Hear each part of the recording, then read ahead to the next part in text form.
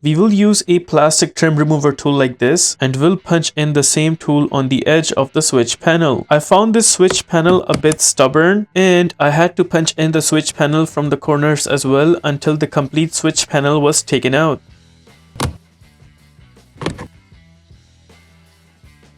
There you notice we got the switch panel taken out. Behind the switch panel, notice there is that one big plug right there. We would need to press and hold that tab right there and then pull the plug outwards.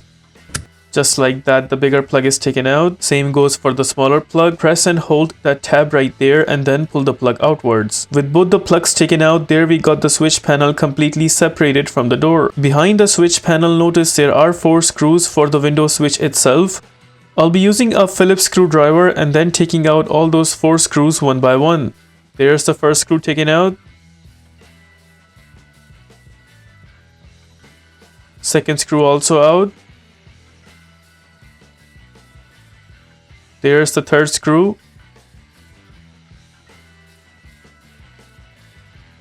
There's the fourth screw. In total, 4 screws are supposed to be taken out. While taking out all the screws from the corner, just make sure you are holding onto the window switch, because if you don't, it's going to fall apart while taking out all the screws. Once all the screws are out, only then we will go ahead and lift up the window switch, just like that. That is how we take out the window switch for this door. In my case, this window switch is good, so I will be installing it back. In your case, if you have a new window switch and you want to install it back, just make sure it matches with the position of the cover itself. We have to make sure that these 2 buttons are matching with these 2 positions right there, and the button portion like that matches with the button portion right here. So we'll go ahead and punch this back on top. Also make sure it's completely in from the other side. Seems like it is completely in.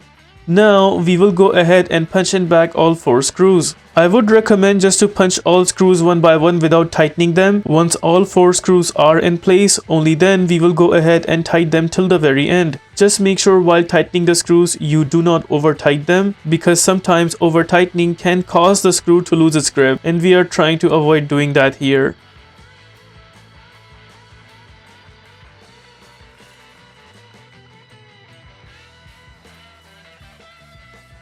All the screws are tight enough. We will also make sure the window switch is firm to its position, and it seems like it is, and all the buttons are operational from the other side. Seems all good. Now we will go ahead and punch in the switch panel back where we took it out from. We'll go ahead and punch in the bigger plug first. Make sure the tap side of the plug is facing at the front, and then we will go ahead and punch this to the window switch.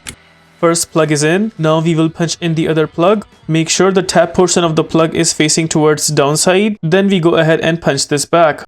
Both plugs are in. Notice this switch panel has a tab right here, and this tab is supposed to go in that position right there. So we will go ahead and punch in the bottom portion, keeping in mind that position.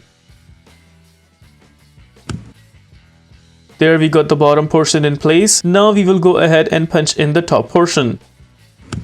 Top portion is also in. With that, we are done with the replacement of window switch. If this video helps you in any way, please consider liking this video and subscribing to our channel. Here are the list of tools used for this takeout.